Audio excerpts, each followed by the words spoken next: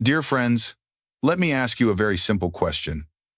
When was the last time you ate an egg without feeling worried? Without thinking about cholesterol, clogged arteries, or heart attacks? Most of my patients over the age of 60 give a sad little laugh when they hear this question. They say, "Doctor, I feel afraid every time I look at an egg yolk, and it has been that way for decades. All your life, you have been told to stay away from eggs, especially the yolk. Every time someone says the word egg, frightening terms immediately appear in your mind. High blood fat, heart disease, stroke. So many people cut out eggs completely or only dare to pick at a bit of egg white to feel less guilty. But then as they get older, they come to see me with a different worry. Constant fatigue, fading memory, weak leg muscles, and feeling unsteady when they rise from a chair. They have avoided eggs, but their health is still not as good as they had hoped. Today, I would like to invite you to do something very small but not very easy. To temporarily set aside everything you have heard about eggs in the past and allow yourself to look at them with the eyes of today. With modern science and with your own experience of aging, this is not to defend eggs, and it is not to encourage anyone to eat recklessly. It is to understand what really happens inside the body of a person over 60 if that person eats 4 eggs every day for a period of time. Is that truly a straight road toward a heart attack, as many people have been taught to fear? Or, beneath that thin shell, is there a biological toolkit that the brain, muscles, eyes, and hormones of older adults desperately need, but that has been forgotten because of a fear that has lasted for decades? I have been a doctor long enough to know that there is no single food that is perfect for everyone. There are people who must be very careful when they eat eggs, but I also see far too many older adults living in a state of being afraid, but still weak, restricting food but still exhausted. Perhaps the real problem is not the egg itself, but the fact that nobody has ever explained it to us in a complete and balanced way. In this video, I will take you on a little walk inside the body of a person over 60 who eats 4 eggs every day. We will see how the liver responds, what the muscles gain, and how the brain and the eyes change. At the end, we will touch on something that is rarely discussed on television: the connection between eggs, memory, mental clarity, and the feeling of peace inside the mind. If something you once believed about eggs feels a little shaken after you listen, that is not a bad thing. On the contrary, it is a sign that you are still alive, still learning, and still brave enough to update the truth for the sake of your own health. And perhaps that journey will begin with nothing more than an egg on your breakfast plate. Let us begin. My dear friends, before we go deeper into eggs, allow me to briefly introduce the person who is talking with you today. I am Dr. Howard Tucker, a neurologist who has spent most of my life sitting across from faces very much like yours. People who have passed the ages of 60 and 70 and who carry a common concern. Doctor, how can I keep living while still remembering, still walking, and still being myself? Over many years, I have noticed something very strange. People are more afraid of a small egg than of the sofa where they sit all day. They are more afraid of egg yolks than of meals loaded with sugar and fried foods. They avoid every bite of egg, yet they still feel tired, still feel weak, and still forget things. I always remember Mr. John, who was 72 years old. He walked into my office with a stack of test results and a very honest question. He said, "Doctor, I have avoided eggs for decades. In the morning, I only dare to eat white bread, jam, and a little fruit juice so that the meal feels light. So why am I still tired, still dizzy, and still forgetting things?" When we sat together and talked, we realized that he was not only afraid of eggs, he was afraid of almost everything that had ever been labeled as bad. As a result, his meals were empty of protein, healthy fats, and vitamins. His brain, muscles, and eyes were quietly starving. We did not begin with medication.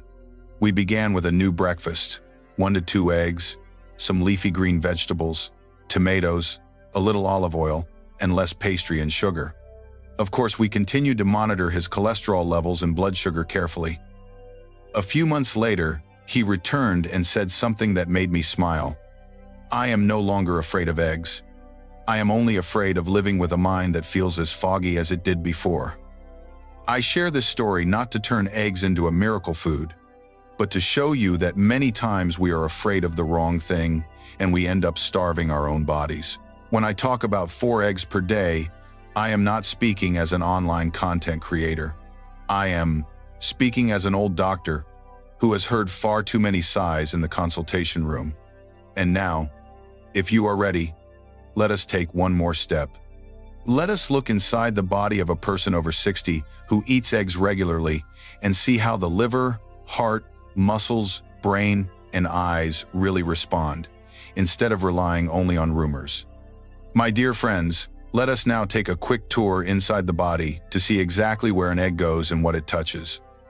First, cholesterol. For decades, we have been told that eating eggs automatically means higher blood fats and clogged arteries. In reality, most of the cholesterol in the blood does not come from eggs. It is produced by the liver itself. The liver is like a smart factory.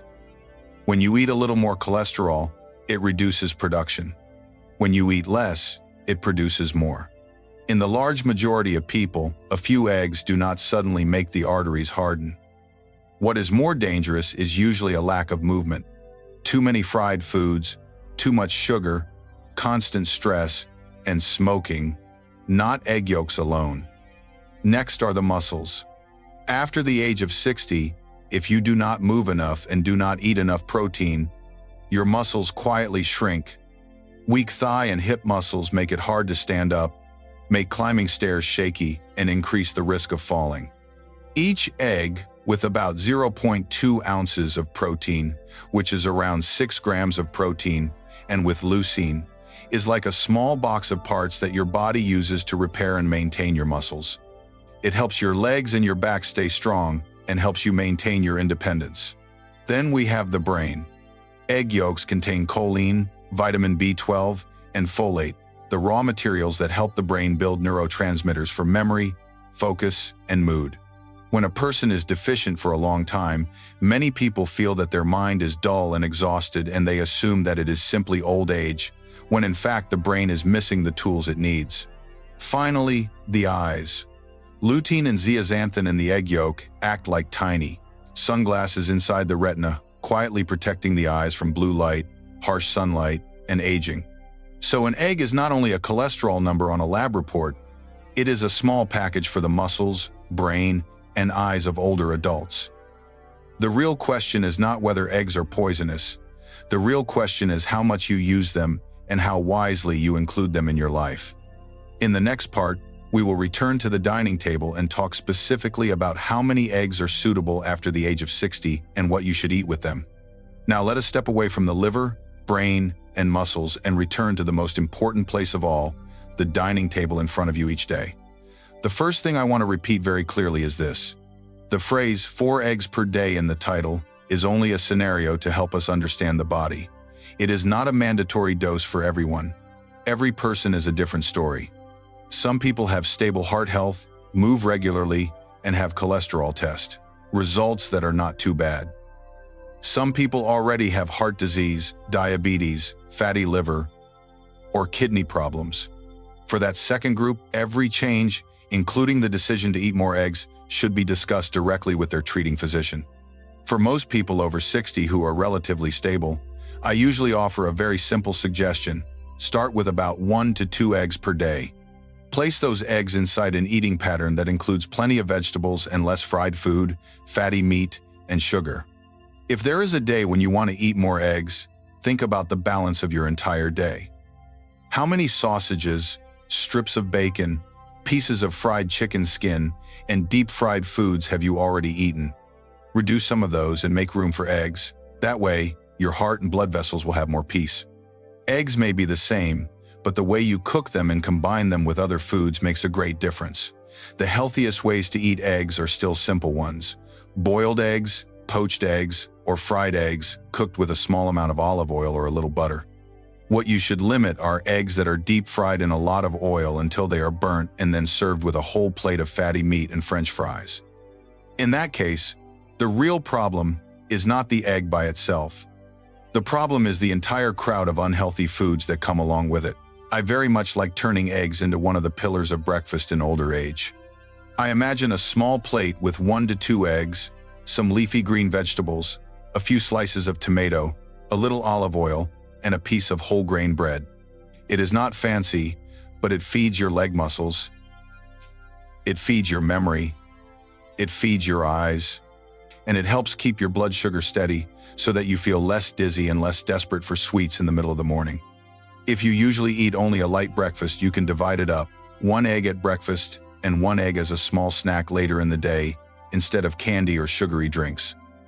I understand that changing the way you eat means touching habits and memories that you have carried for a lifetime. That is why I am not asking you to turn your kitchen upside down. I am only inviting you to do one very small thing, to take another look at your breakfast tomorrow. Before you eat, whisper a question to yourself. Is this meal feeding my longevity, or is it feeding my illness? If the honest answer makes you feel a little sad, then begin with something very simple. Add 1 gently cooked, healthy egg, and remove a little bit of sugar and a little bit of highly refined white flour. Repeat that small change many times, and your body will thank you. If you are living with several chronic conditions and you are taking many medications, take this whole conversation about eggs with you to your next appointment. Ask clearly, with my situation, what is a reasonable way for me to eat eggs? That is the safest and most mature approach.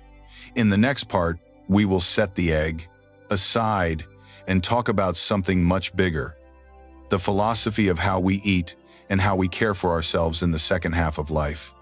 My dear friends, at this point we can place the egg to one side and look at something much larger, the way we live the second half of our lives.